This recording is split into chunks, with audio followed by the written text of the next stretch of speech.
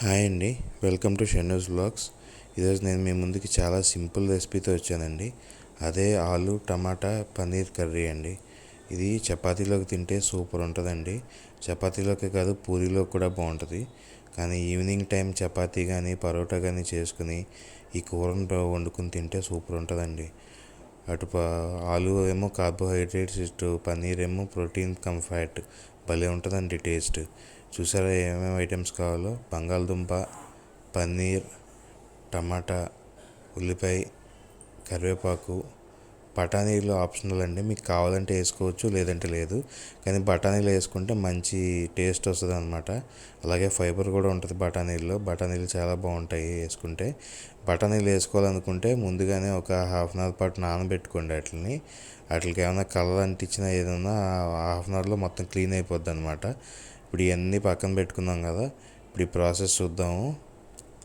మనం మర్చిపోయిన తాలింపు దినుసులు కూడా ఉన్నాయండి. ఎండుమిరపకాయలు, పచ్చిశనగపప్పు, జీలకర్ర, ఆవాలు.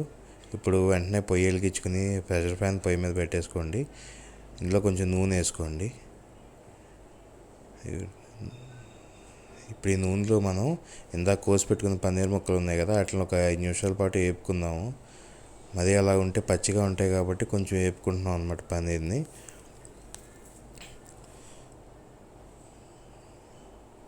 ఇక్కడ పన్నీర్ ఎగుతూ ఉంటుంది ఈలోపు. చూడండి, పన్నీర్ వేగింది కదా. పన్నీర్ ఎక్కువ వేపితే అడుగంటేస్తుందండి. నాన్ స్టిక్ ప్యాన్ అయితే వచ్చేస్తుంది, కానీ లేదంటే మామూలు ప్యాన్ అయితే అడుగంటేస్తుంది అనమాట. ఇప్పుడు పన్నీర్ వేపుకుని పక్క తీసేసుకున్నాము.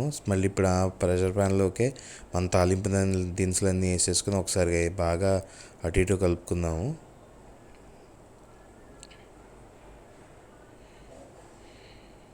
ఇప్పుడు తాలింపు కూడా వేగిపోయిందండి. ఇప్పుడు మనం ఏం చేయాలంటే ఉల్లిపాయలు వేసేసుకోవాలన్నమాట. ఈ ఉల్లిపాయ ముక్కలన్నీ వేసేసుకొని ఒక నిమిషం కలుపుకోవాలి. ఉల్లిపాయలు సన్నగా కోసుకోవాలండి. పెద్ద పెద్దగా కోసుకుంటే బాగోదు ఈ కర్రీకి. సన్నగా ఉంటేనే బాగుంటుంది ఉల్లిపాయ. ఇప్పుడు ఉల్లిపాయ కూడా వేగుతుంది కదా, ఈ గ్యాప్లోనే మనం ఉప్పు వేసుకోవాలన్నమాట. ఎప్పుడు చెప్పేదే ఉప్పు వేసుకుంటే ఉల్లిపాయ త్వరగా మగ్గుద్ది. అందుకనే ఉప్పు వేసుకుంటాం అనమాట. ఉప్పుతో పాటు కొంచెం పసుపు. ఇప్పుడు రెండు వేసుకున్న తర్వాత ఒకసారి బాగా కలుపుకోండి. చూడండి, ఉల్లిపాయకి చక్కగా ఉప్పు పసుపు అన్నీ పట్టేసి ఎంత బాగా వేగుతున్నాయో.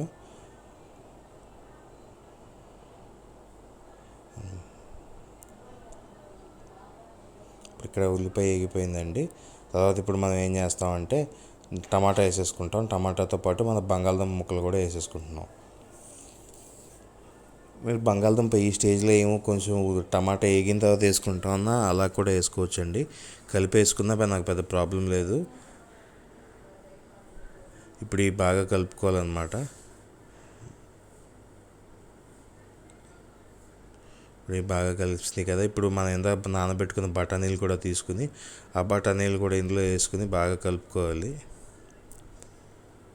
ఇవి బాగా కలుపుకోవడం వల్ల ఏంటంటే బాగా ఏగుతాయండి.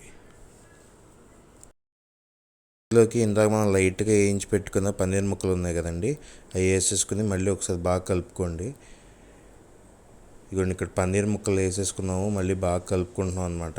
ఇప్పుడు ఇందులో కొంచెం కారం వేసుకున్నాము. అసలు మనం ఇప్పుడు దాకా కారం వేయలేదండి, అందుకని ఇప్పుడు కారం వేసుకుందాం. ఈ స్టేజ్లో కొంచెం కారం వేసుకుని మళ్ళీ కలుపుకోవాలన్నమాట బాగా. ఇప్పుడు కూడా చూడండి, బాగా కలుపుకుంటున్నాం కదా. కూర మొత్తం ఎర్రగా తయారైంది. ఇప్పుడు ఈ స్టేజ్లో మనం ఏం చేస్తామంటే దీన్ని విజిల్ పెట్టి కోతలు వేయించుకోవాలి. దీనికోసం మనం ఇప్పుడు దీనిలో కొంచెం నీళ్లు పోసుకోవాలన్నమాట. ఇది మగ్గాలి కదా, అందుకోసం నీళ్లు పోసుకుంటాము. ఇదిగోండి, ఇక్కడ మేము ఒక హాఫ్ గ్లాస్ నీళ్లు పోసుకున్నాము. నీళ్లు పోసుకుని కుక్కర్ మూత పెట్టి విజిల్ వేయించేసుకోవడమే అనమాట. ఇది ఒక 4 విజిల్స్ వస్తే బాగుంటుంది. ఇప్పుడు దీన్ని మూత పెట్టేసుకుని 4 విజిల్స్ రానిచ్చామన్నమాట. ఇక్కడ విజిల్ వస్తుంది. మొత్తం 4 విజిల్స్. నేను మొత్తం ఇక్కడ 2 విజిల్స్ చూపించాను ఇందులో. మీరు 4 విజిల్స్ వచ్చిన తర్వాత పొయ్యి కట్టేసుకుని దీన్ని బాగా ప్రెషర్ అంతా దిగిపోయిన తర్వాత మూత ఓపెన్ చేసుకోండి.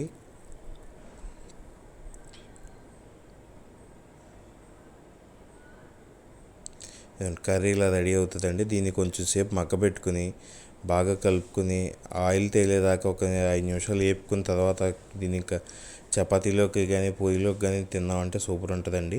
ఈ స్టేజ్లోనే మీరు ఉప్పు కారం చూసుకోండి. మీకు ఏదైనా సరిపోలేదు అనుకుంటే ఇక్కడ యాడ్ చేసుకోవచ్చు అనమాట. మాకు ఇప్పుడు అన్నీ సరిపోయినాయి. ఇప్పుడు చూడండి, దీన్ని ఇలా గిన్నెలోకి తీసుకుంటే ఆ పన్నీర్ ముక్కలు, దుంపల ముక్కలు, బఠానీలు అన్నీ ఎలా కనపడుతున్నాయో, పొగలు కూడా భలే కక్కుతుంది కదా. ఇది టేస్ట్ సూపర్ ఉందండి అసలు. ఇప్పుడు నేను నా దగ్గర ఒక రెడీమేడ్ పరోటా ఉందన్నమాట. దాన్ని కాల్చుకుని ఈ కూరని కొంచెం తీసుకుని ఆ చపాతీ ముక్కలు ఆ పరోటా ముక్కలో పెట్టుకుని తింటే టేస్ట్ సూపర్ ఉందండి. నాలుక నిజంగానే భరతనాట్యం చేసింది, అంత బాగుందన్నమాట. Thanks for watching our video. మా ఛానల్కి సబ్స్క్రైబ్ చేసుకోండి. మా కంటెంట్ నచ్చితే మా ఛానల్ అందరికీ షేర్ చేయండి. Thank you.